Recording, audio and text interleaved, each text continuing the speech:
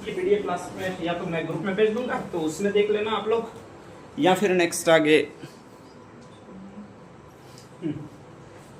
लगभग समझ लेना इसको क्या क्या है या फिर क्या क्या नहीं है, ध्यान रख लीजिएगा।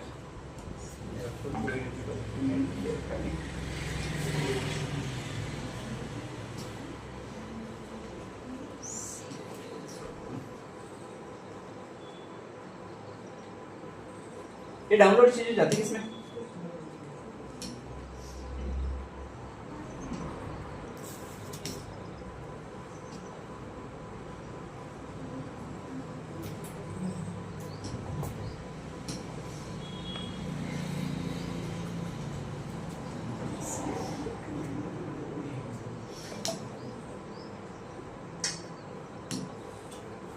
ये व्हाट्सएप में आती किसमें आपने? अरे व्हाट्सएप के ये डाउनलोड्स आते हैं, वो आते किसमें, ये पूछ रहा हूँ।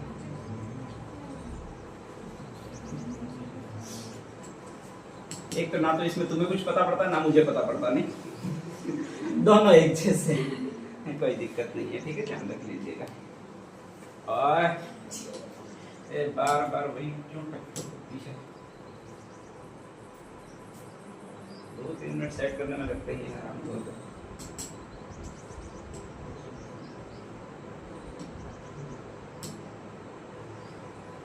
हाँ अब सुनना, नेक्स्ट सेट। एक तो आपका परिवर्तन जो होता है वो भौतिक परिवर्तन होता है, एक और नेक्स्ट परिवर्तन होता है वो ये परिवर्तन होता है। कौन सा परिवर्तन होता है भैया? रासायनिक परिवर्तन। एक उदाहरण फिक्स आएगा, ठीक है, ध्यान रख लीजिएगा।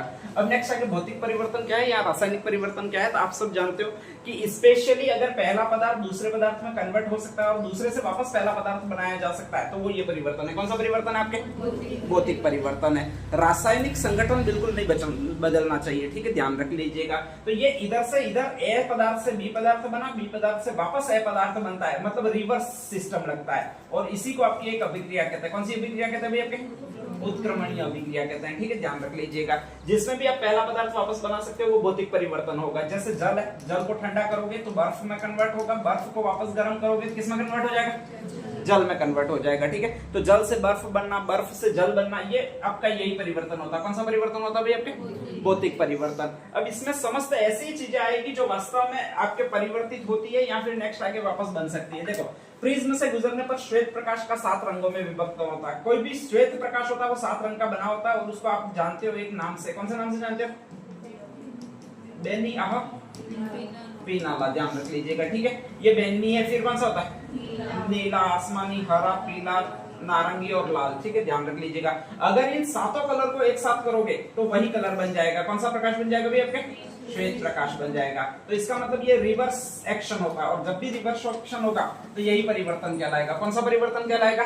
भौतिक परिवर्तन। ये सारे परिवर्तन आपको आते ही है, ध्यान रख लीजिएगा, ठीक है। जैसे कोई लकड़ी टूटेगी तो लकड़ी ही रहेगी, कोई लोहा बन नहीं जाएगी, तो लकड़ी का टूटना स्पेशली भौतिक परिवर्तन होगा, लोहे का कटना स्पेशली भौतिक परिवर्तन होगा, कागज या लकड़ी, कागज का फाड़ना स्पेशली, कागज को फाड़ोगे तो कागज ही रहेगा, तो ये भी आपका भौतिक परिवर्तन होगा। शक्कर या चीनी का पानी में घुलना, ये भी आपका भौतिक परिवर्तन होगा, क्योंकि जैसे ही पानी को उड़ाओगे या वाष्पीकृत करोगे तो लास्ट में चीनी चीनी या शक्कर शक्कर रह जाएगी, ठीक है। नमक का पानी में घुलना, ये भी कौन सा परिवर्तन होगा आपके? भौतिक परिवर्तन होगा, ध्यान रख लीजिएगा। तो नमक और शक्कर दोनों का घुलना भौतिक परिवर्तन ही कहलाता है, ठीक है, ध्यान रख लीजिएगा।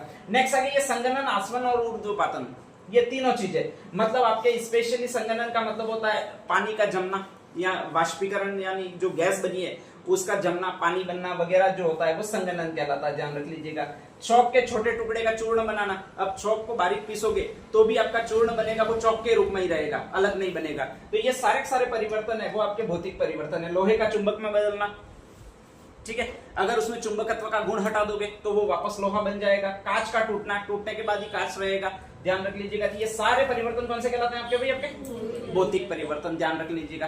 रासायनिक परिवर्तन में क्या होता है? पहली चीज, ए अगर बी में कन्वर्ट होगी, बी से आप वापस ए नहीं बना सकते हो, ठीक है, ध्यान रख लीजिएगा।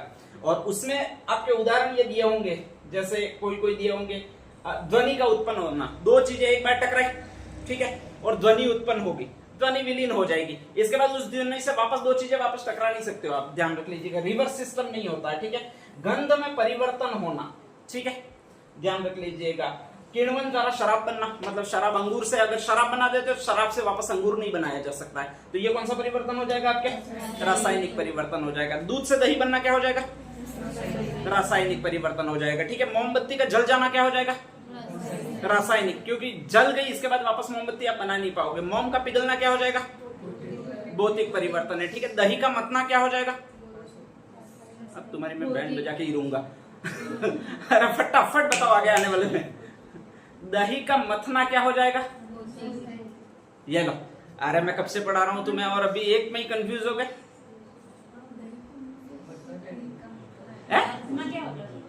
मथना क्या होता है? पटेल होकर भी मुझे ये बताना पड़ेगा कि मथना क्या होता है? वो तो केमिकल कौन सा मथना क्या होता है ये बता पहले तो। मक्खन बोल रहे ना, मैंने मक्खन शब्द का यूज किया। आपने माने लोने ले इसके भाई।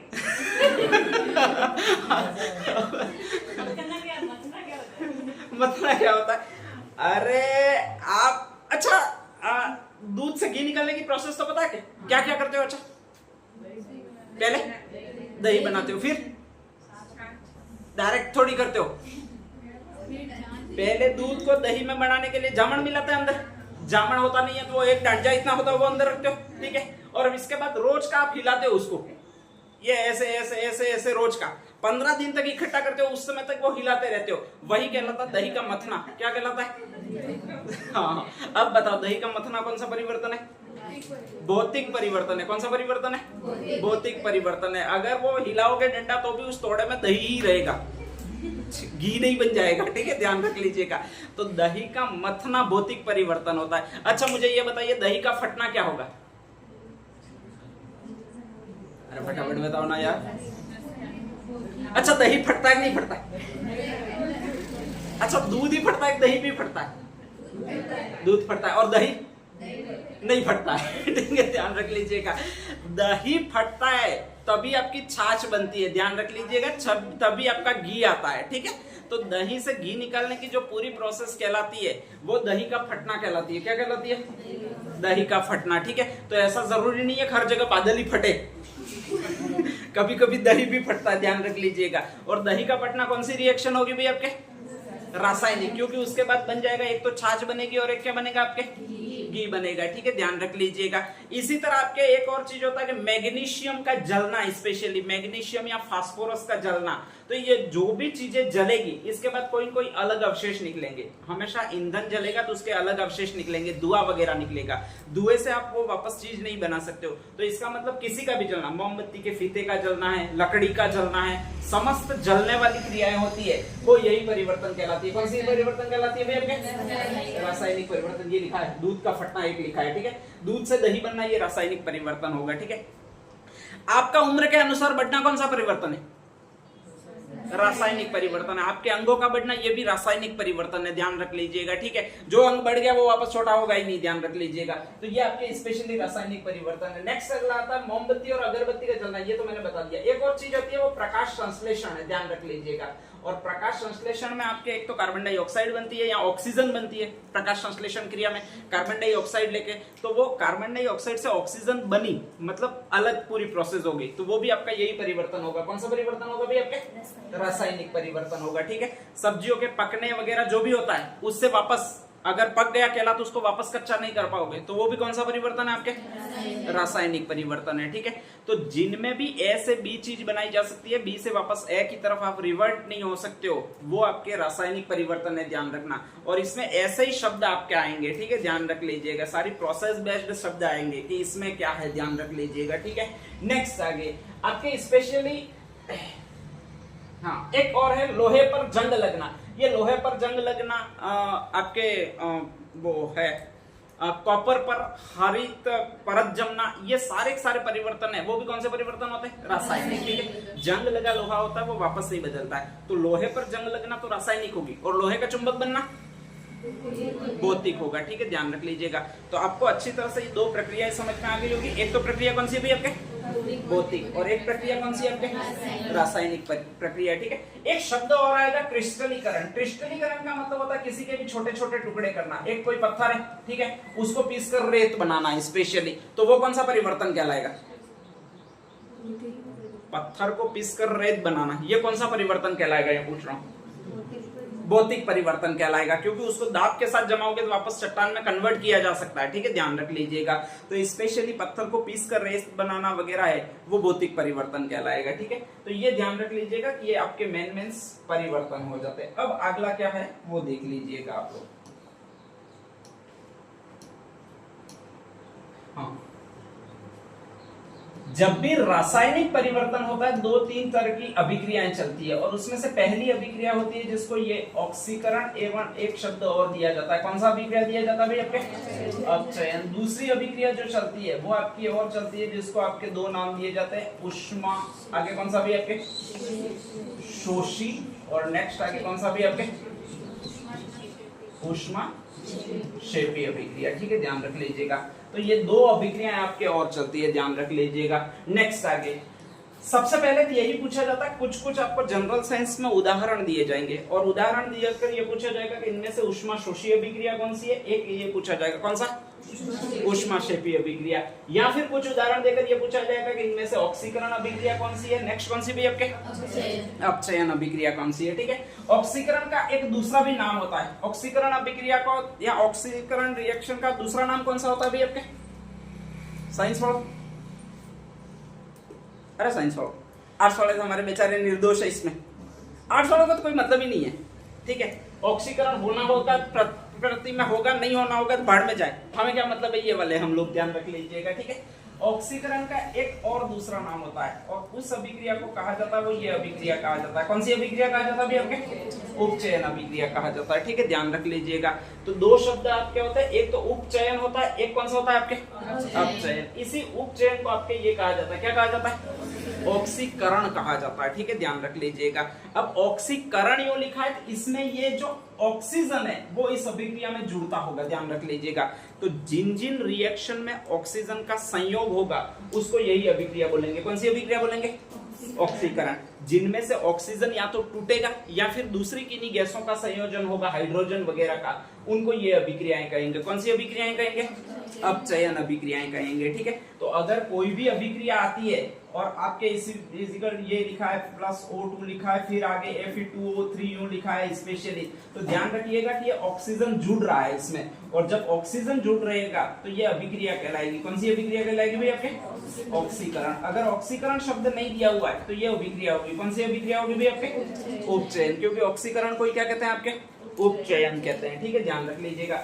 इसमें जुड़ने वाला शब्द यही है, कौन सा शब्द है? ऑक्सीजन है, ठीक है, ध्यान रख लीजिएगा। ऑक्सीजन तो वैसे बहुत ज्यादा आवश्यक है, किसके लिए? ऑक्सीजन बहुत ज्यादा आवश्यक किसके लिए है? जीवों के लिए, अपने लिए, ठीक है, ध्यान रख लीजिएगा। क्यों आवश्यक है? तो इसका कारण ये हमारे शरीर में जैसे ही जाएगा मिलेगा, किससे मिलेगा? ब्लड में, हीमोग्लोबिन में मिलेगा, और उसको ऑक्सी हीमोग्लोबिन के रूप में कन्वर्ट करेगा। जैसे ही कन्वर्ट करेगा तो आपको एनर्जी मिलेगी, ठीक है, ध्यान रख लीजिएगा। तो ये ऑक्सीजन है वो हस्बैंड के रूप में, साला ध्यान रख लीजिएगा, और वो हस्बैंड के रूप में, इसके हस्बैंड के रूप में, किसके हस्बैंड के रूप में? हीमोग्लोबिन के हस्बैंड के रूप में, ठीक है, ध्यान रख लीजिएगा। अब दिक्कत कहां पर आ जाती है वो देखिएगा। तो ये जब अपने घर में आता है, मतलब अपने शरीर में आता है और इसके साथ जुड़ता है तो अच्छी एनर्जी देता है, कोई दिक्कत नहीं होती है, ठीक है, ध्यान रख लीजिएगा। लेकिन दिक्कत ये होती है कि कभी कभी ऑक्सीजन होता है वो दूसरी जगह बाहर मुंह मारने चला जाता है, ठीक है, और जब बाहर मुंह मारने चला जाएगा तो यहाँ पर लॉस हो जाएगा। अब इसमें कौन कौन सी आपकी चीजें होती है वो देख लीजिएगा। आपके स्पेशली ऑक्सीजन बाहर जुड़ता है, किस किस से जुड़ता है? अच्छा, अपना भी हस्बैंड होता है, वो बाहर जुड़ता है, किस किस से जुड़ता है? अरे तुम्हारी तो कहता है ना, कौन सी फ्रेंड्स है? ये वाली फ्रेंड, कौन सी फ्रेंड? हाँ, वेरी गुड, ध्यान रख लीजिएगा। तो ऑक्सीजन भी इसी तरह पति ही है ये, ठीक है, ध्यान रख लीजिएगा। और जब भी ये बाहर जाएगा किसी किसी से जुड़ेगा, और जुड़ेगा इसमें ज्यादातर जुड़ेगा वो इससे जुड़ेगा, किससे जुड़ेगा भाई? आपके फ्रेंड से जुड़ेगा। और फ्रेंड से ही आपका जो शब्द होता है वो ये होता है, कौन सा होता है भाई आपके? फेरस, ठीक है। जब भी फेरस से ऑक्सीजन जुड़ेगा तो फेरस ऑक्साइड बनाएगा, क्या बनाएगा? और इसी फेरस ऑक्साइड को आपके कहा जाता है वो जंग लगना कहा जाता है। क्या कहा जाता है भाई आपके? जंग लगना। तो जंग लगना उदाहरण होगा कौन सी अभिक्रिया का? होगा ऑक्सीकरण के अपचयन का? ऑक्सीकरण का, क्योंकि मैं पढ़ा ही ऑक्सीकरण रहा हूं, ध्यान रख लीजिएगा, ठीक है। नेक्स्ट आगे इसी तरह ये और अगर बाहर नहीं जा पाया और घर में ही वगैरह का, तो ये काकी वगैरह से जुड़ेगा, एक और तत्व से जुड़ेगा जिसका नाम है ये कॉपर, ध्यान रख लीजिएगा। और कॉपर से जैसे ही जुड़ेगा तो Cu2S Cu2O क्यूप्रस ऑक्साइड बनाएगा, ध्यान रख लीजिएगा। और इससे हर तांबा बदल जाता है, वो आपके हरे रंग में बदल जाता है, ध्यान रख लीजिएगा। तो तांबे के हरे बनने की जो क्रिया होती है वो भी होती है, वो इसी अभिक्रिया से होती है। अभिक्रिया कौन सी बताए? तो ऑक्सीकरण अभिक्रियाओं के दो प्रभाव मैंने बताए, एक तो किसमें जंग लगना, लोहे में जंग लगना, एक और कॉपर में हरा होना या कॉपर का हरा होना, ठीक है, ध्यान रख लीजिएगा। दो हो जाते हैं, ध्यान रख लीजिएगा। और कहीं इसको नहीं जाने मिला तो ये एक और चीज पैदा करेगा, यानी घर में ही झगड़ा करेगा, और उसको कहा जाता है, वो आपके ये शब्द कहा जाता है, कौन सा शब्द कहा जाता है भाई आपके? विकृत गंधिता कहा जाता है, ध्यान रख लीजिएगा, ठीक है। अब ये विकृत गंधिता क्या होता है? तो घर की चीजें ये बिगाड़ देता है, घर की चीजें का मतलब खाने लायक जो चीजें होती है वो आपके ये बिगाड़ देता है। तो जितने भी पैकिंग फूड्स होते हैं उनमें अगर ऑक्सीजन मिला तो तुरंत ये फफूंद वगैरह लगा देता है। इसीलिए आपके आयने में रोटी होती है, अगर अगले दिन देखते हो आप तो उसमें फफूंद लगी हुई मिलेगी, ठीक है। आपके हियाड़े में खाना बनाया होगा, लाडगे किए होंगे, जब भी उसको आप देखोगे 2-4 दिन तक तो उसका घी प्रिजर्वेशन करेगा, लेकिन 2-4 दिन बाद उसमें भी बुरी आने लग जाएगी, ध्यान रख लीजिएगा, ठीक है। कभी खाइएगा नहीं, क्योंकि वहां पर एक प्रक्रिया होगी है। कौन सी प्रक्रिया होगी है? अरे ऑक्सीकरण ठीक है, बुरी आ गई है यूं नहीं, वो कोई काकी होगी वो आ जाएगी फिर तुम्हारे ध्यान रख लीजिएगा। तो एक प्रक्रिया होगी, प्रक्रिया का नाम क्या दिया जाएगा? ऑक्सीकरण दिया जाएगा, ध्यान रख लीजिएगा, ठीक है। तो ऑक्सीकरण के 3 खतरनाक प्रभाव हो गए। कौन कौन से 3 खतरनाक प्रभाव हो गए? लोहे में जंग लगना, दूसरा तांबे का हरा होना, तीसरा फूड आइटम्स का विकृत गंधिता होना। विकृत गंधिता का मतलब होता है कि उनमें आपके स्पेशली ऐसे विष बनना, ठीक है, ध्यान रख लीजिएगा, या फिर उनमें बैक्टीरिया पनपना, ध्यान रख लीजिएगा। अब नेक्स्ट आगे जो भी फूड आइटम्स होते हैं उनको पैकिंग करते समय ये ध्यान दिया जाता है कि साला ऑक्सीजन इसके लिए मिलना नहीं चाहिए, मतलब ये पैकेट बन गया तो उसमें ऑक्सीजन आना नहीं चाहिए, वरना ये इसको बिगाड़ेगा। तो ऐसी कंडीशन में हम इसके पहले एक और बॉयफ्रेंड इसका यहाँ पर डाल देते हैं, और उसी को कहा जाता है ये गैस। कौन सी गैस कहा जाता है आपके? नाइट्रोजन। तो विकृत गंधिता को बचाने के लिए ये गैस बहुत ज्यादा आवश्यक है। कौन सी गैस आवश्यक है भाई आपके? नाइट्रोजन आवश्यक है। नेक्स्ट आगे इस ऑक्सीजन को बांध के रखना पड़ेगा ताकि इतना घोटाले नहीं करे, ठीक है। घोटाले नहीं करेगा मतलब इसमें जंग नहीं लगाए, किसमें? लोहे में जंग नहीं लगाए, ध्यान रख लीजिएगा। कॉपर में ये इस रंग में कन्वर्ट नहीं करे, कौन से रंग में कन्वर्ट नहीं करे? हरे रंग में कन्वर्ट नहीं करे। तो ऑक्सीजन को अपन को बांध कर रखना पड़ेगा, ठीक है। और बांध कर रखना है मतलब कहा जाता है कि इसको एक तरह से या तो इसकी शादी करवा देनी पड़ेगी ताकि इसका जी खाने वाली कोई आ जाए, और जी खाने वाला वही एक तत्व है, इसको ये कहा जाता है। कौन सा कहा जाता है भाई आपके? जिंक। तो लोहे पर किसी की भी परत चढ़ा दो, किसकी परत चढ़ा दो आप? जिंक की। और जिंक की परत लोहे पर चढ़ाने की क्रिया को ही आपके ये कहा जाता है, क्या कहा जाता है भाई आपके? यशदलेपन, ध्यान रख लीजिएगा, ठीक है। तो यहाँ से 4 क्वेश्चन आपके क्रिएट होंगे। एक तो यही क्रिएट होगा कि निम्न में से कौन सा ऑक्सीकरण की अभिक्रिया का उदाहरण नहीं है। तो मैंने 3 ऑप्शन बताए हैं, लोहे पर जंग लगना, दूसरा तांबे का हरा होना, तीसरा विकृत गंधिता। विकृत गंधिता से बचाव के लिए उपाय क्या है? कौन सी गैस? नाइट्रोजन, ठीक है। लोहे पर जंग लगना, तांबे को हरा होने से बचाने के लिए उपाय एक ही है, कौन सा उपाय भाई आपके? जिंक की परत चढ़ाना। और जिंक की इसी परत चढ़ाने को ये कहा जाता है, क्या कहा जाता है? यशदलेपन कहा जाता है। तो ये तो अपनी बात हो जाती है 2 चीजों की, किस किस की होगी? ऑक्सीकरण की, ठीक है। जिनमें भी ऑक्सीकरण नहीं जुड़ेगा वही अभिक्रियाएं कहलाएगी, वो अपचयन अभिक्रियाएं कहलाएगी, वो पूछता नहीं है, ठीक है। बस कोई अभिक्रिया अगर दे दी, जैसे आपके स्पेशली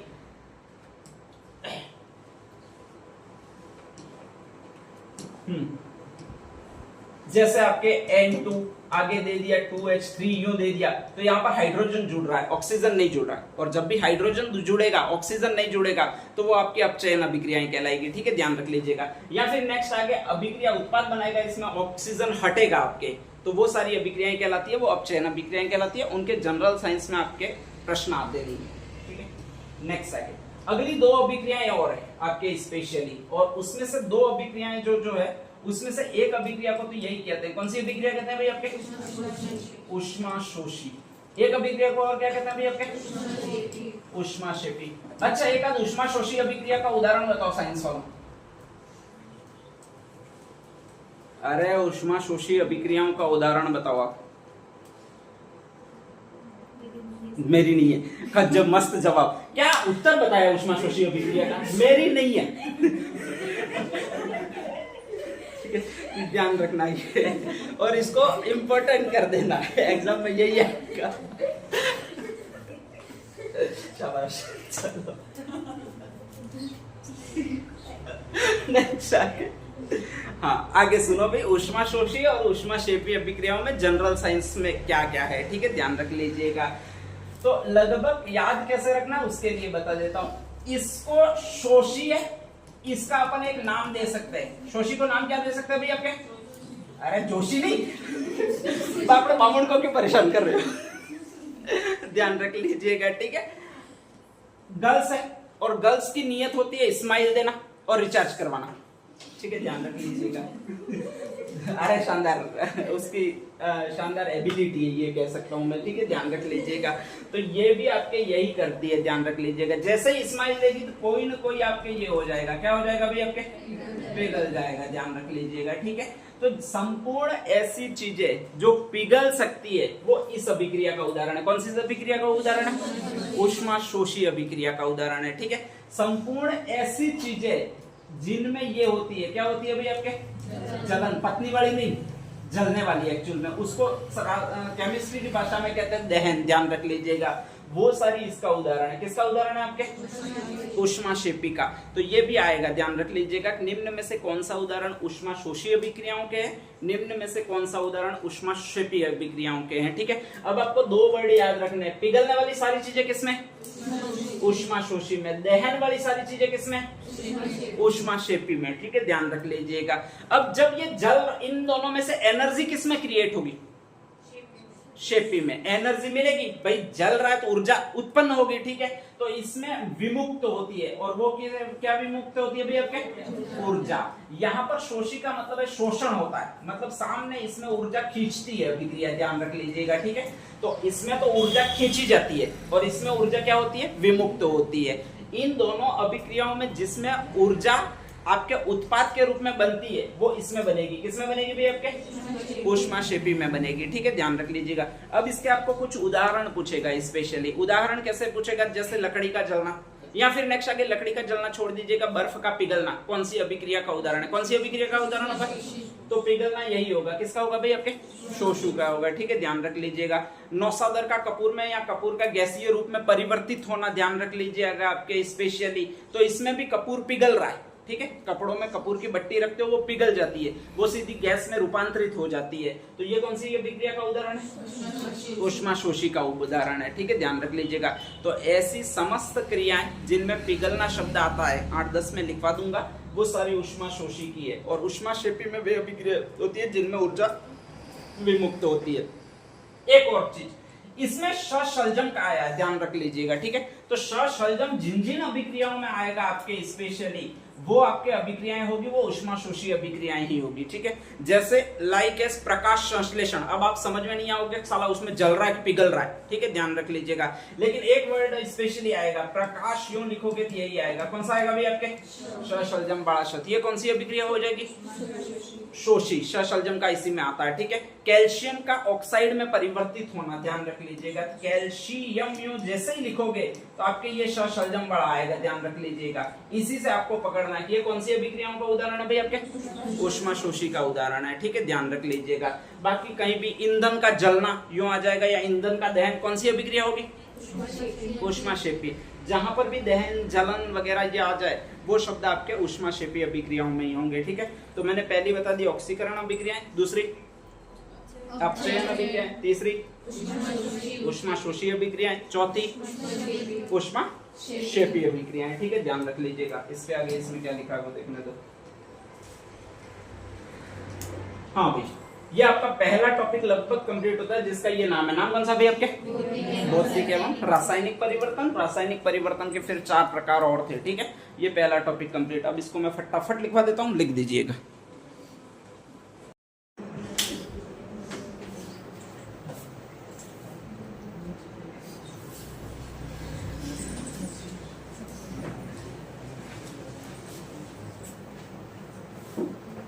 समझा गया रे?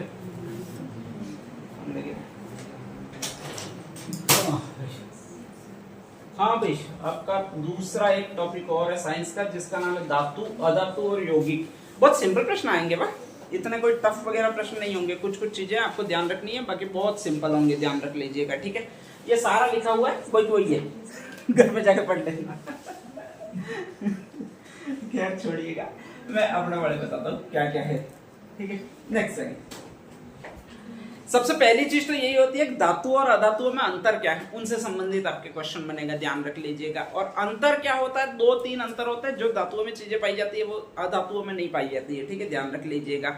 और उसमें हर टॉपिक में आप पढ़ोगे इसलिए सही, स्पेशली ये धातुओं में एक चीज होती है, क्या होती है भैया आपके, चमक। सोना चमकता है, चांदी चमकती है, ये चमक होती है, ध्यान रख लीजिएगा, ठीक है। तो ये धातु का पहला गुण है, वो हमेशा चमकेगी। जबकि अधातुओं का क्या गुण होगा, उनमें चमक नहीं होगी, ठीक है। जिन जिन में भी चमक लगभग नहीं होती है वो अधातु होती है। पत्थर होता है उसमें कोई चमक नहीं होती है, स्पेशली लकड़ी होती है उसमें कोई चमक नहीं होती है। ऐसे जितने भी तत्व वगैरह मिल जाते हैं वो आपके अधातु ही कहलाएंगे, ध्यान रख लीजिएगा, ठीक है। सेकंड एक शब्द और होगा जिसको कहा जाता है ध्वनिकता। ध्वनिकता का एक शब्द और है, इसको कहा जाता है सोनोरस। इंग्लिश में ये शब्द ज्यादा देता है, सोनोरस, ध्यान रख लीजिएगा, ठीक है। इसका मतलब क्या है, तो इसमें भी यही लिखा होगा, जब भी एक वस्तु से दूसरी वस्तु टकराई जाती है तो ध्वनि उत्पन्न होती है। जब ध्वनि उत्पन्न होती है तो उसी को कहा जाता है, वो ध्वनिकता कहा जाता है। क्या कहा जाता है, ध्वनिकता कहा जाता है, ठीक है, ध्यान रख लीजिएगा। या फिर सोनोरस कहा जाता है। तो पहली विशेषता चमक होगी, दूसरी विशेषता ध्वनिकता, मतलब ध्वनि उत्पन्न होना, या फिर सोनोरस, ठीक है, ध्यान रख लीजिएगा। तीसरा क्या होता है, तो आपके एक शब्द और होता है कि इनमें आपके ये शब्द पाया जाता है, कौन सा, तन्यता। मतलब इसको पतले तार के रूप में आप पीट कर बना सकते हो, ठीक है, या पतले तार के रूप में धातु को कन्वर्ट कर सकते हो। लकड़ी को पतले तार के रूप में आप कन्वर्ट नहीं कर पाओगे, किसी पत्थर को पतले तार के रूप में आप कन्वर्ट नहीं कर पाओगे, तो वो सारे अधातु होते हैं। धातुओं में पतले तार के रूप में कन्वर्ट कर सकते हैं, जैसे सोना। हाईएस्ट तन्यता होती है वो सोने की होती है, ध्यान रख लीजिएगा। सोने को बहुत जबरदस्त पतले तार के रूप में कन्वर्ट किया जा सकता है, ठीक है। 1 ग्राम सोना होता है तो उससे लगभग एक हार बनाया जा सकता है, उतना तार बनाया जा सकता है। इसलिए बहुत कम सोने में आपके सोने की धातुएं बन जाती है। यही कारण है कि उनमें तन्यता अधिक होती है, ठीक है। नहीं तो सारे आभूषण अगर अपन लोहे के बनाते, लोहे में तन्यता होती तो, लेकिन लोहे में तन्यता होती नहीं है। उतना ही हार अगर लोहे का बनाने जाओगे तो उसमें तन्यता नहीं है, और इसका कारण वो पतले तार में ज्यादातर कन्वर्ट नहीं होगा। और जब कन्वर्ट नहीं होगा तो लोहे का अगर हार बनाओगे तो वो 1 तोड़े का बनता है, ये 1 किलो के बनेगा, ठीक है। टांग कर आप घूम नहीं सकोगे, ध्यान रख लीजिएगा। बाई चांस टांग कर आप घूम लो तो एक ऐसे पकड़ने वाला चाहिए, वो बहुत कॉमेडी ट्रेजेडी हो जाएगी अपने साथ में, ठीक है, ध्यान रख लीजिएगा। तो वही जो चीज कहलाती है वो आपकी तन्यता कहलाती है, ठीक है। नेक्स्ट आगे और तो क्या लिखा हुआ है, एक और शब्द है, इसमें कहीं आया नहीं आया क्या मानू, आघात वर्धनीयता कहते हैं, ठीक है, ध्यान रख लीजिएगा। मतलब जैसे ही धातु के ऊपर आप वार करोगे, यानी उसको हथौड़े से पीटोगे, तो वो नेक्स्ट आगे फैलेगी और एक पतरे का रूप लेगी, ध्यान रख लीजिएगा। उसी को क्या कहा जाता है, आपके आघात वर्तनीयता कहा जाता है, ठीक है। अब इसमें हमेशा जब प्रश्न आते हैं तो एक्सपेरिमेंट बेस्ड प्रश्न आते हैं। एक्सपेरिमेंट बेस्ड प्रश्न आते हैं कि ये होता है कि लोहे की हमने एक घंटी बनाई, ठीक है, जो स्कूल की छुट्टी करने के काम आती है स्पेशली, तो उसमें हमने धातु की कौन से गुण का उपयोग किया है। अरे फटाफट आंसर बताओ ना यार, मैंने एक ही तो प्रश्न पूछा है? लोहे की हमने स्कूल की छुट्टी करने के लिए, घंटे बजाने के लिए एक लोहे की घंटी बनाई है, तो उसमें हमने कौन से गुण का उपयोग किया है धातु की, सोनोरस या फिर ध्वनिकता। हम उससे क्या उत्पन्न कर रहे हैं, ध्वनि उत्पन्न कर रहे हैं, तो कौन से गुण का उपयोग किया है, ध्वनिकता का उपयोग किया है। या फिर नेक्स्ट आगे किसका उपयोग किया भाई, आपके सोनोरस का उपयोग किया है, ठीक है, ध्यान रख लीजिएगा। हमने खाना खाने के लिए स्टील की थाली बनाई, तो उसमें कौन से गुण का धातु के कौन से गुण का उपयोग किया है, आघात वर्तनीयता का, क्योंकि पतरा उसी से बनेगा, ठीक है, ध्यान रख लीजिएगा। तो पढ़ना इंपॉर्टेंट नहीं है, सोचना ज्यादा इंपॉर्टेंट है, नहीं तो फिर वहां पर जाकर कोई और का पाओगे, ध्यान रख लीजिएगा, ठीक है। इसी तरह आभूषणों को हार बनाने के लिए या फिर नेक्स्ट आभूषण बनाने के लिए, सोने के आभूषण बनाने के लिए हमने धातु के कौन से गुण का उपयोग किया है, तो कौन से गुण का उपयोग किया है, तन्यता का उपयोग किया है, ठीक है। वहां पर ना हमने आघात वर्तनीयता का उपयोग किया है, क्योंकि उसको पतले तार के रूप में हमने कन्वर्ट किया, ध्यान रख लीजिएगा, ठीक है। तो 3 आपके एक्सपेरिमेंट बेस्ड जो क्वेश्चन आते हैं वो यही होते हैं कि हमने खाना बनाने के बर्तनों के लिए कौन से गुण का उपयोग किया है, हमने घंटी बनाने के लिए या इलेक्ट्रिक बेल बनाने के लिए वगैरह के लिए धातु के कौन से गुण का उपयोग किया। आभूषण बनाने के लिए हमने धातु के कौन से गुण का उपयोग किया है। तो आपको धातु के 3 गुण समझ में आ गए होंगे, कौन कौन से? तन्यता, आघात वर्तनीयता और ध्वनिकता। और इसी ध्वनिकता को और क्या कहा जाता है? सोनोरस। क्या कहा जाता है भाई आपके? सोनोरस कहा जाता है। ठीक है, धातुओं में चौबक होती है। हाँ, एक चीज और है, धातुएं लगभग होती है, वो विद्युत की क्या होती है भाई आपके? सुचालक होती है। ठीक है, ध्यान रख लीजिएगा, मतलब इनमें इलेक्ट्रिसिटी प्रवाहित हो सकती है। जब से क्वेश्चन आ रहा है तब से यही आ रहा है कि आपके कौन सी ऐसी धातु है जो सर्वाधिक सुचालक होती है? चांदी होती है, उसका प्रतिरोध बहुत शून्य होता है या कम होता है। ठीक है, हालांकि इससे ज्यादा सोना होता है, लेकिन दिक्कत यही है कि वो आपके ऑप्शन में वगैरह दिया हुआ नहीं जाएगा। ठीक है, तो आप ध्यान रख लीजिएगा, चांदी ऊष्मा तथा विद्युत की सर्वोत्तम सुचालक होती है, यही लिखा जा रहा है, यही याद रखना है। एक सबसे कम चालक धातु कौन सी होती है जिसमें इलेक्ट्रिसिटी बिल्कुल प्रवाहित या बहुत कम प्रवाहित होती है? उसको कौन सा कहा जाता है अभी आपके? सीसा या लेड कहा जाता है, ध्यान रख लीजिएगा। ठीक है, आपकी जिससे पेंसिल वगैरह बनी होती है वो होता है, ध्यान रख लीजिएगा। बाकी तो इसमें ऐसा कुछ है नहीं। हाँ, नेक्स्ट आगे धातु की गुणधर्म इसमें दिए होंगे, नहीं दिए।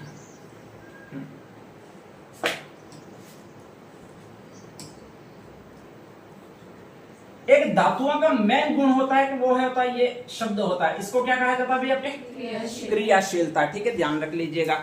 कुछ धातुएं ऐसी होती है जो वातावरण के साथ या एनवायरनमेंट के साथ क्रिया करती है। एनवायरनमेंट के साथ क्रिया करेगी मतलब उनमें 100% जुड़ेगा, वो यही है, क्रिया करने वाला ये एक ही है। कौन सा भी आपके? ऑक्सीजन। ये छुट्टा सांड है। ठीक है, ध्यान रख लीजिएगा।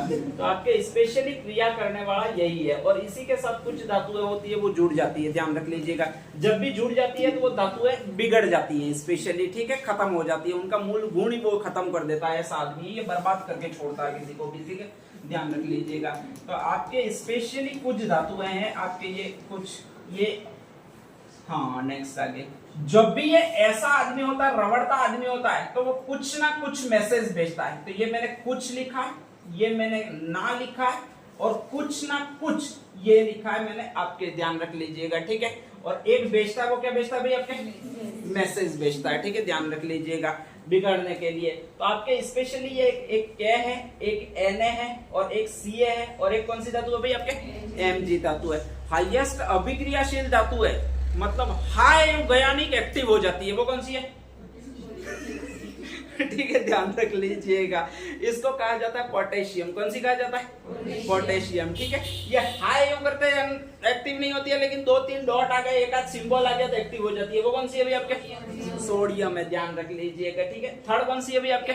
कैल्शियम। और चौथी कौन सी है आपके? मैग्नीशियम। ठीक है, तो ये सर्वाधिक अभिक्रियाशील धातु है। अभिक्रियाशील धातु का मतलब कभी स्वतंत्र अवस्था में रहती नहीं है, इतनी जबरदस्त अभिक्रियाशील है कि ये ढूंढती रहती है। किसको ढूंढती रहती है? ऑक्सीजन को ढूंढती रहती है। ठीक है, ध्यान रख लीजिएगा। तो एक बहुत अच्छा क्वेश्चन आता है, निम्न में से या प्रकृति में पाई जाने वाली सर्वाधिक अभिक्रियाशील धातु कौन सी है?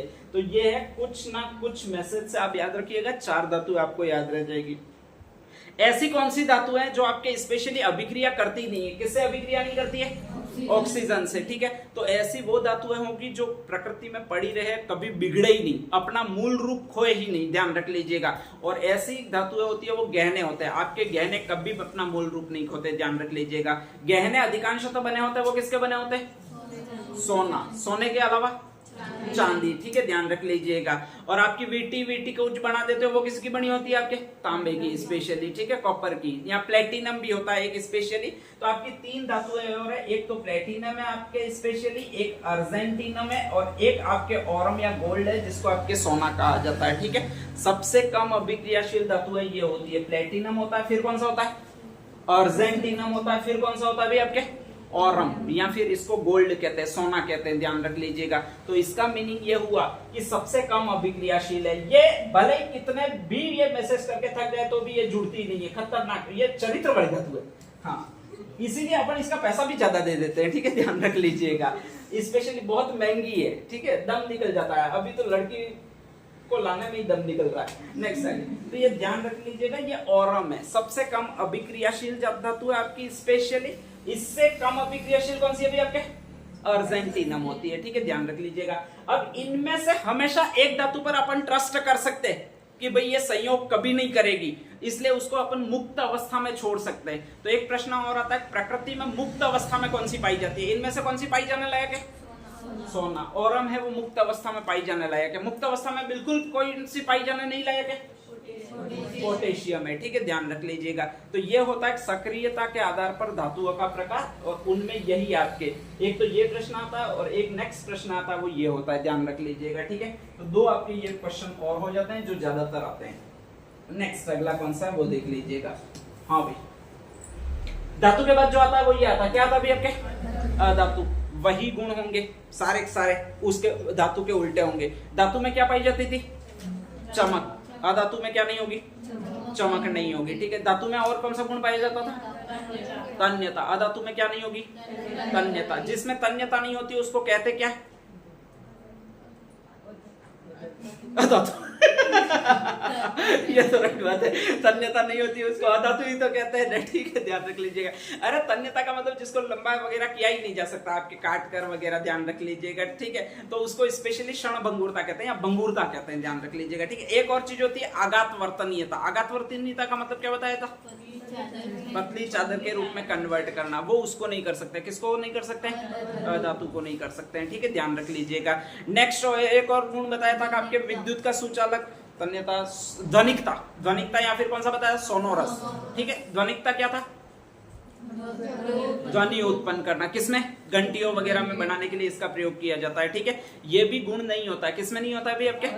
अधातु में नहीं होता। और निम्न में से अधातु का कौन सा गुण है? तो ये सारे गुण नहीं रहेंगे, ठीक है, ध्यान रख लीजिएगा। बाकी आपको कुछ और याद नहीं रखना है स्पेशली कि कौन कौन से होंगे, कौन कौन से नहीं होंगे, ध्यान रख लीजिएगा।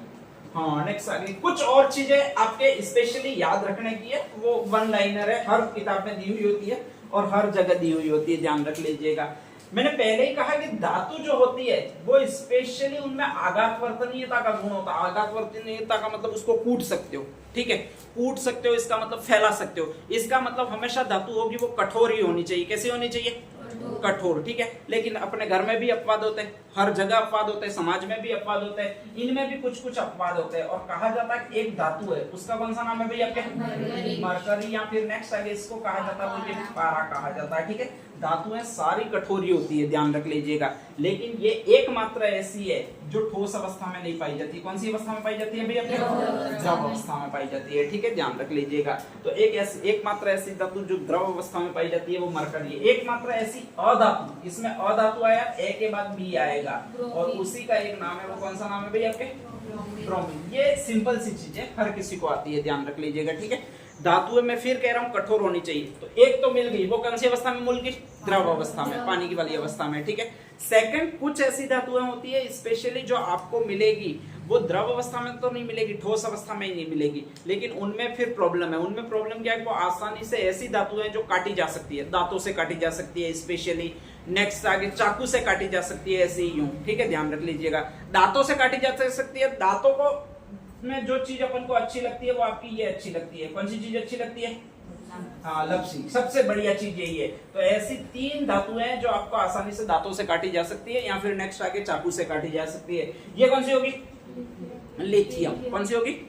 लिथियम, ठीक है। ये कौन सी होगी? पोटेशियम। कौन सी होगी? पोटेशियम। ये कौन सी होगी भाई आपके? सोडियम। कौन सी होगी? सोडियम, ठीक है, ध्यान रख लीजिएगा। तो ऐसी धातुएं, समस्त धातुएं कठोर होती है, लेकिन ऐसी धातुएं जो बहुत मुलायम होती है वो कौन कौन सी है? यूं तो वो 3 धातुएं ऐसी कौन कौन सी है? लिथियम, पोटेशियम, सोडियम, ध्यान रख लीजिएगा, ठीक है। इन 3 धातुएं आपके स्पेशली मुलायम अवस्था में, एक धातु है वो द्रव अवस्था में। द्रव अवस्था में कौन सी बताई? पारा या फिर मरकरी बताई, ध्यान रख लीजिएगा, ठीक है। तो ये इसका मेन 2 ये आपके स्पेशली गुण है। बाकी किस धातु का गलनांक सर्वाधिक होता है ये कभी आ जाए तो ये किसका होता है आपके? टंगस्टन। काम कहां पर आता है? ये आपके बल्ब होते थे पहले, ठीक है, ध्यान रख लीजिएगा। जो उड़ जाता था इसके बाद घर वाले अपन को दे देते, फिर अपन खेलते थे यूं करके, ठीक है। वो जमता नहीं था, साला इधर उधर कूदता ही रहता था, ठीक है, अपना अच्छा टाइम पास होता था, ध्यान रख लीजिएगा। 2-4 घंटे निकल जाते थे। तो उन बल्बों में जो तार होता है वो यही होता है, क्या होता है भाई आपके? टंगस्टन, ठीक है, ध्यान रख लीजिएगा। और टंगस्टन का आपके तापमान होता है वो बहुत ज्यादा होता है, गलनांक, यानी ये गलता नहीं आसानी से। इतना डिग्री टेम्परेचर जाए तब ये गलता है, ठीक है, ध्यान रख लीजिएगा। कभी शॉर्ट सर्किट होती थी तभी इतना तापमान जाता था, 3500 डिग्री सेल्सियस। बाकी बल्ब का जो तापमान होता है वो 1100 डिग्री सेल्सियस के आसपास ही रहता है, या 1000 डिग्री सेल्सियस। तो उस समय वो पिघलता नहीं था। कभी शॉर्ट सर्किट हो जाता था तो उसका तापमान 3000 सेल्सियस के आसपास हो जाता था, फिर वो पिघल जाता था। फिर जैसे ही पिघल जाता था वो कट हो जाता था, ठीक है। और जैसे ही कट हो जाता था तो हमारे लिए एक खिलौना बन जाता था। तो ये जो था वो है। नेक्स्ट आगे, किस धातु का गलनांक सबसे कम होता है? ये तो अभी द्रव अवस्था में होगी उसी का कम होगा। किसका कम होता है अभी आपके? हाँ, न्यूनतम ऊष्माचालक अभी मैंने बता दी सीसा होता है। बस सबसे कम आघात वर्तनीयता वाली धातु ये तो नहीं आएगा, ध्यान रख लीजिएगा। सबसे हल्की धातु और मुलायम धातु यही है आपके, लिथियम है स्पेशली। और सबसे भारी धातु कौन सी है अभी आपके? ऑस्मियम है, ठीक है। तो लिथियम तो हल्की है, हल्की में ला आता है तो वो आपके लिथियम है स्पेशली, ध्यान रख लीजिएगा। और भारी है वो आपकी एक और धातु है जिसको आपके स्पेशली ये कहा जाता है। कौन सी कहा जाएगा अभी आपके? ऑस्मियम कहा जाएगा, ठीक है। ये सब ठीक ठाक चीजें आप करते रहिएगा, कोई फर्क नहीं पड़ता है। हाँ, नेक्स्ट आगे अगली चीजें क्या है ये बता देते हैं। दो चीजें जबरदस्त पूछी जाती है, उसमें से एक तो पूछी जाती है आपकी ये गैस। कौन सी गैस पूछी जाती है भाई आपकी? Noble gas. और ये हमेशा पूछी जाती है, वो इसमें पूछी जाती है। किसमें पूछी जाती है? अधातु में, ठीक है, ध्यान रख लीजिएगा।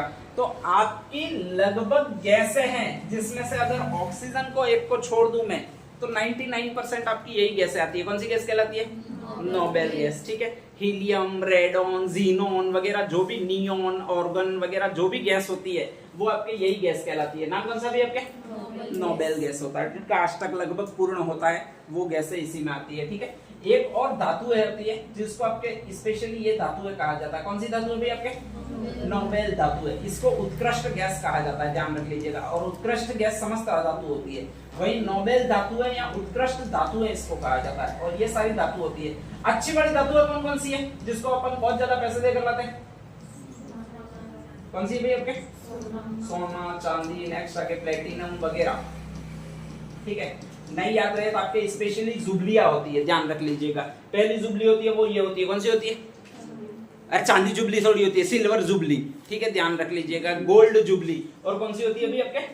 Platinum jubilee. ये वर्षगांठ जो जो भी मनाते हैं, जैसे 25 साल शादी को हो जाते हैं तो आपके ये मनाई जाती है। कौन सी जुबली मनाई जाती है? Silver jubilee. 50 साल हो जाते हैं तो गोल्ड जुबली। और 75 साल हो जाते हैं शादी के तो प्लेटिनम जुबली। 100 साल तो होता ही नहीं है ठीक है। इससे पहले तो अपन स्वर्ग सिधार जाते हैं तो कोई प्रॉब्लम ही नहीं है, ध्यान रख लीजिएगा। तो ये सारी सारी आपके जुबलियां हो जाती है। नेक्स्ट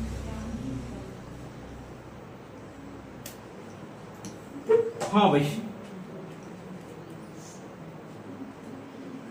आपके कुछ कुछ चीजें आपको मिश्र धातु के रूप में याद रखनी पड़ेगी, ठीक है। अब ये कौन कौन सी चीजें हैं वो मैं बता देता हूं आपको। ये कौन सी मिश्र धातु है, ठीक है। एग्जाम में कौन कौन सी आती है ये बता देता हूं मैं। एक यहाँ पर लिखा हुआ, ये लिखा है, क्या लिखा है भी आपके? एल्यूमिनियम। ऐसे स्टार्ट होता है, इसकी मिश्र धातुएं होती है वो बी और सी वाली होती है, यानी अयस्क सॉरी इसके होते हैं वो बी और सी वाले होते हैं, ध्यान रख लीजिएगा। बी से इसका अयस्क होता है वो बॉक्साइट होता है, और सी से इसका अयस्क होता है वो ये है, कौन सा भाई आपके?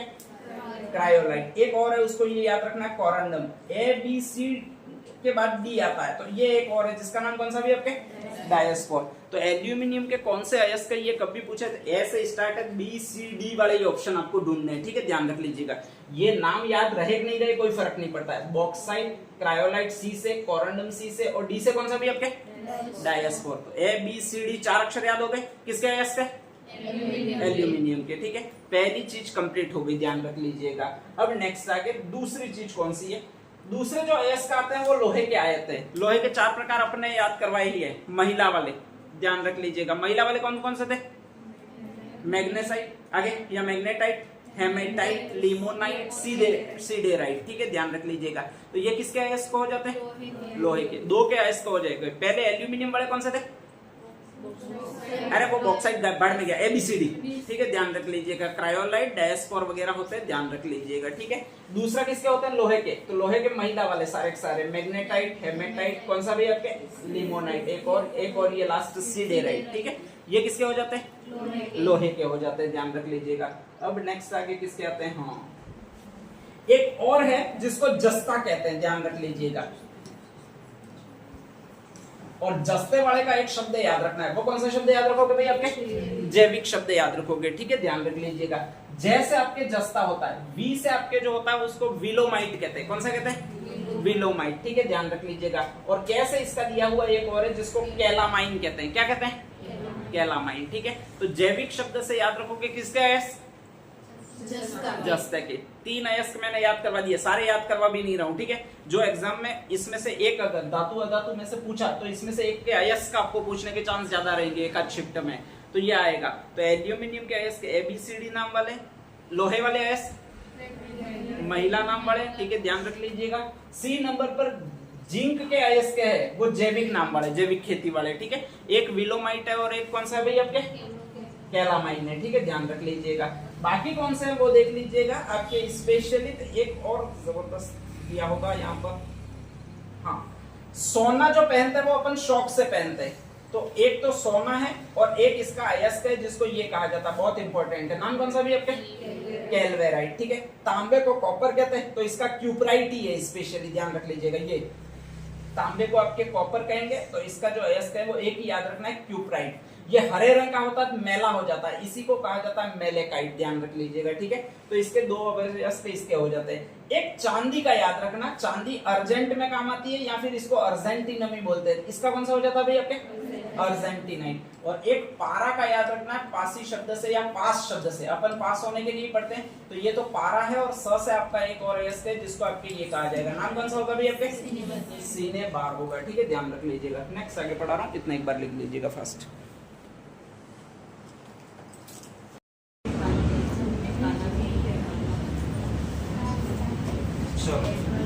मैंने लिखवाए कौन कौन से विश्व धातु, एक बार बोल देना, मुझे भी नहीं याद है।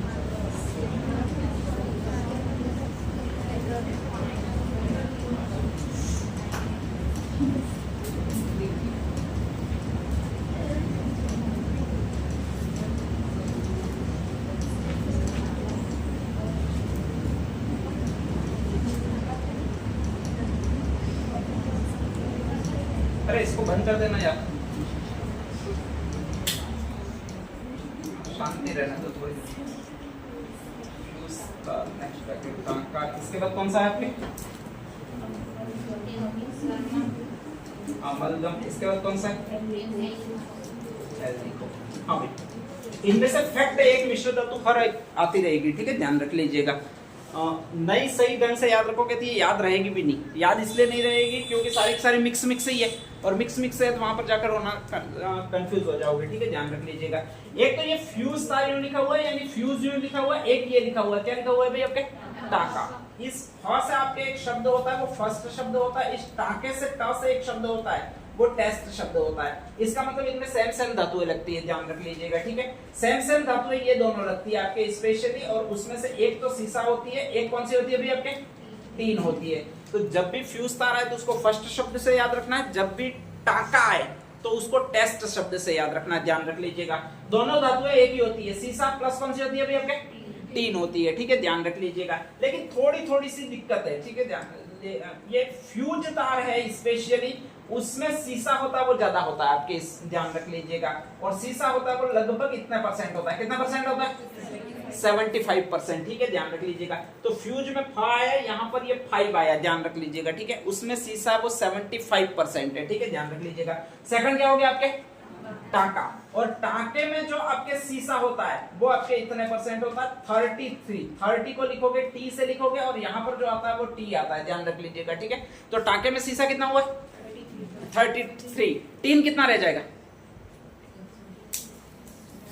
67%। इस फ्यूज तार में आपके स्पेशली सीसा होता है वो कितना होता है, 75। फ्यूज से फ से 5 यानी 75%। तो टीन कितना हो जाएगा, 25%। ठीक है, जो अपना फ्यूज तार बांधा होता है उसमें सीसा प्लस टीन होता है, जिसमें 75% आपके सीसा होता है, ध्यान रख लीजिएगा।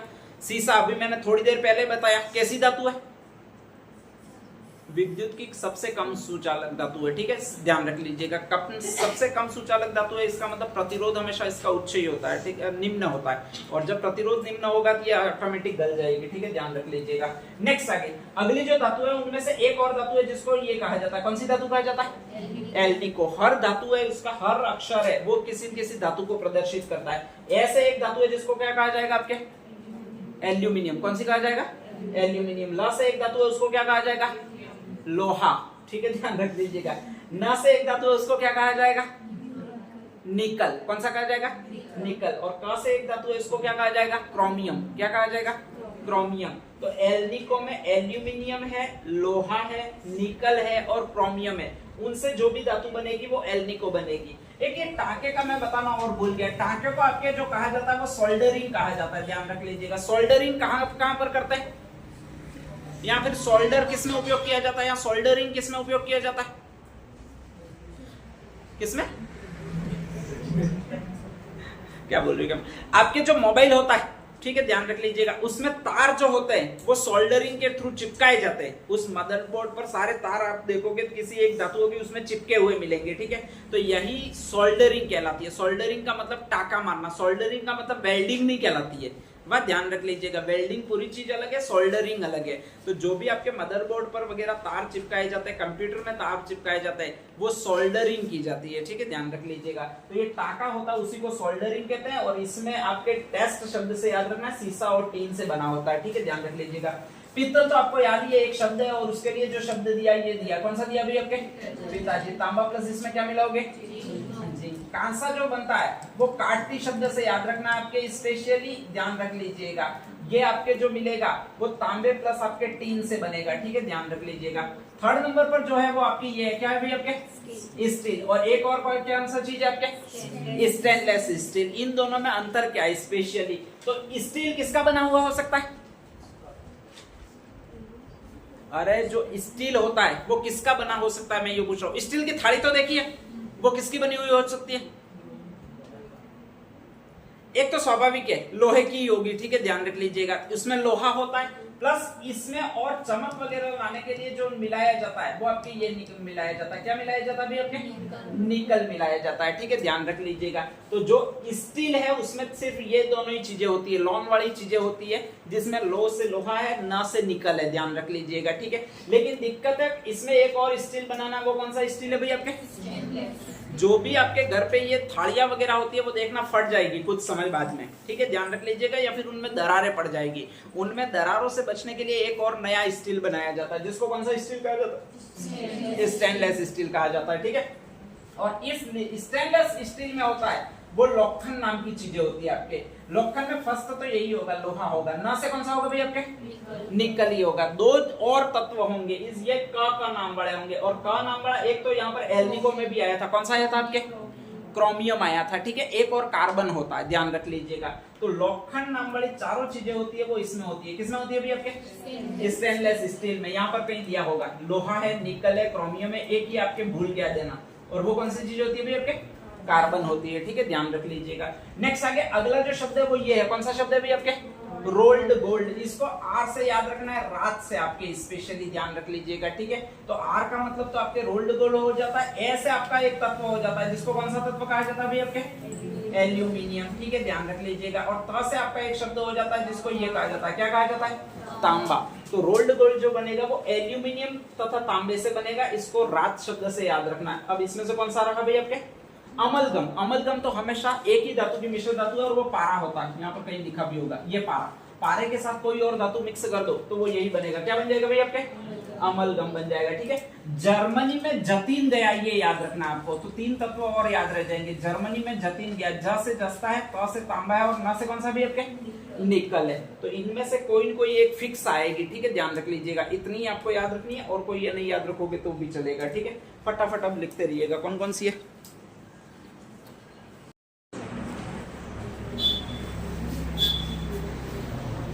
हाँ भाई, 4-5 चीजें और है वो ध्यान रख लीजिएगा। एक तो आपकी ये चीज है, कौन सी चीज है, परावर्तन। एक कौन सी चीज है, अपवर्तन। एक कौन सी चीज है, पूर्ण आंतरिक परावर्तन, वर्ण विक्षेपण। और एक कौन सी है भाई आपके, प्रकीर्णन, ठीक है ध्यान रख लीजिएगा। अब इनमें है क्या क्या एक्चुअल में वो देख लीजिएगा। तो सबसे पहले अपन वर्ण विक्षेपण ले लेते हैं, ध्यान रख लीजिएगा, ठीक है। ये वर्ण विक्षेपण क्या होता है, तो प्रकाश में एक्चुअल में आपको जो प्रकाश दिखता है वो श्वेत रंग का दिखता है, यानी सफेद दिखता है। लेकिन प्रॉब्लम ये है कि उसमें कुल 7 रंग मिले हुए होते हैं, और उन्हीं 7 रंगों को अपन एक सूत्र द्वारा प्रदर्शित करते हैं। कौन सा, बेनियाह पीनाला, ठीक है ध्यान रख लीजिएगा। पिलानी यूं मत करना, कोई दारू बारू नहीं पिलानी है। ये लाल होता है, ये नारंगी होता है, ये पीला, ये हरा, ये आसमानी, ये नीला और ये बैंगनी। तो श्वेत प्रकाश का 7 रंगों में विभक्त हो जाना, यही कहलाता है आपका, ये कहलाता है, क्या कहलाता है भाई आपके? वर्ण विक्षेपण। कोई भी प्रकाश की किरण है वो 7 रंगों में अगर विभक्त हो जाए तो ये वर्ण विक्षेपण कहलाता है, ठीक है, ध्यान रख लीजिएगा। अब मुझे ये बताइए, वर्ण विक्षेपण जो होता है वो भौतिक परिवर्तन है कि रासायनिक परिवर्तन है?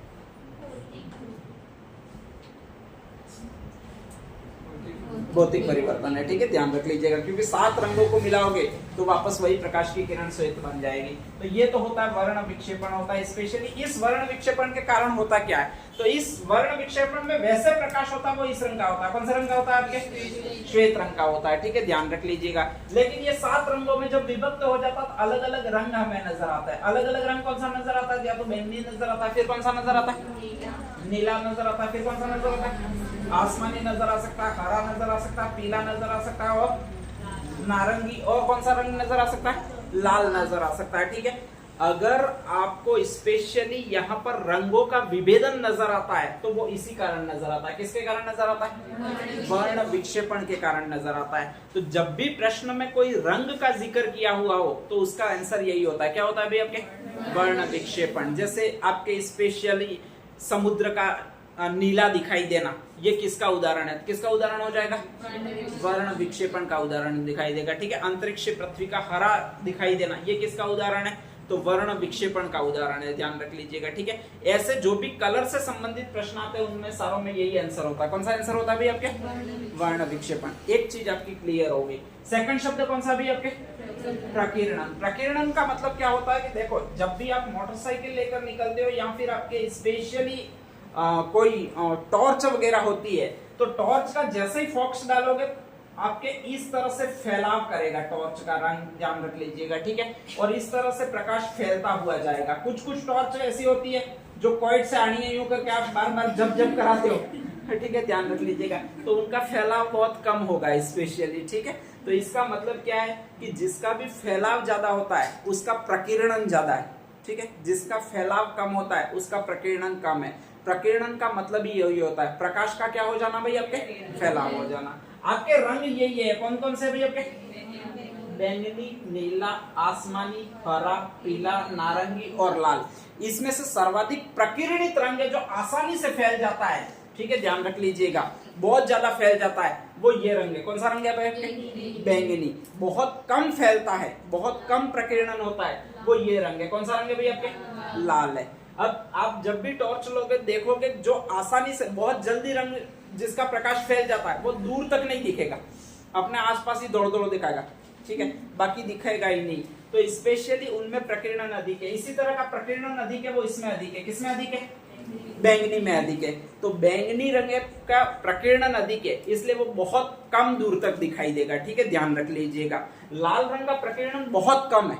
बहुत कम है का मतलब बहुत ज्यादा नहीं फैलता, बहुत कम फैलता है, और इसलिए हमेशा ये दूर तक जाएगा, ठीक है। जब दूर तक जाएगा, दूर तक आंखों में रोशनी में पड़ेगा या आंखों में पड़ेगा, दूर तक की हमको वस्तु दिखाई देगी वो इस रंग की दिखाई देगी। कौन सा रंग की? तो ध्यान रखना, लाल रंग का प्रकीर्णन सबसे अधिक होता है, सबसे कम?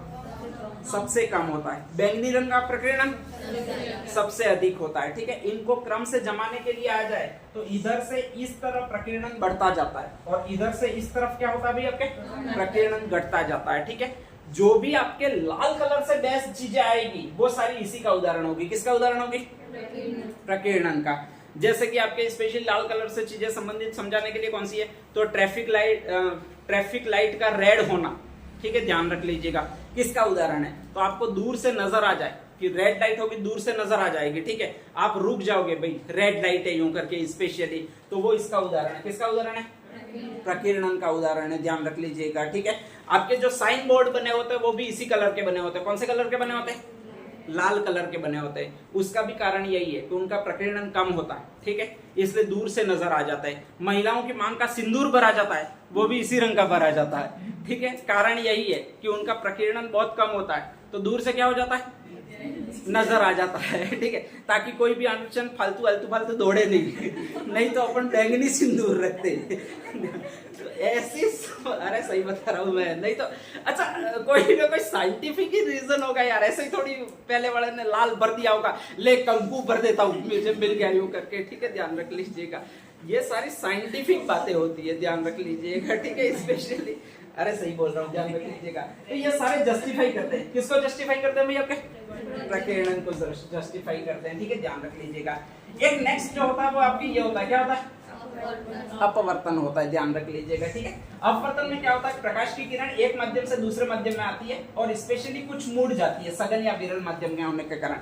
जब ये प्रकाश की किरण मुड़ जाती है तो वो जो वस्तु होती है वो अपन को हिलती हुई वगैरह प्रतीत होती है, उसी को जो कहा जाता है वो क्या कहा जाता है? आपके अपवर्तन कहा जाता है, ठीक है। इसके दैनिक जीवन में अनुप्रयोग क्या क्या होते हैं, ध्यान रख लीजिएगा।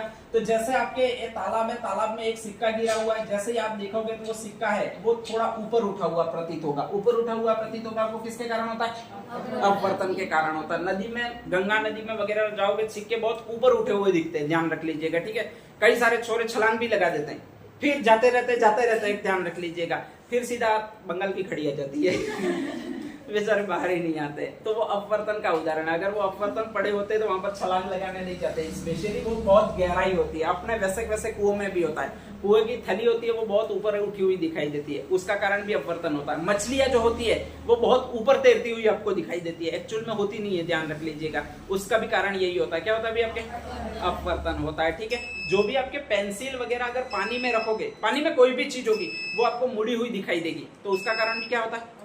अपवर्तन होता है। तो इन सारों में किसी में मुड़ा हुआ दिखाई देना, ऊपर उठा हुआ दिखाई देना, तारों का आपके स्पेशली चमकना, ठीक है, ध्यान रख लीजिएगा। कभी तारा बड़ा हो रहा है, कभी छोटा हो रहा है, ऐसा दिखना, तो वो चमकना, या फिर नेक्स्ट आगे तारों का टिमटिमाना, ठीक है, वो भी किसके कारण होता है? आपके अपवर्तन के कारण होता है, ध्यान रख लीजिएगा, ठीक है। एक और रह गया, उसका नाम है पूर्ण आंतरिक परावर्तन, ध्यान रख लीजिएगा, ठीक है। ये तो चलो मैं आगे लिखवा रहा हूँ, फर्स्ट लिखिए, फर्स्ट हेडिंग कर दीजिएगा, जीवाणु जनित रोग।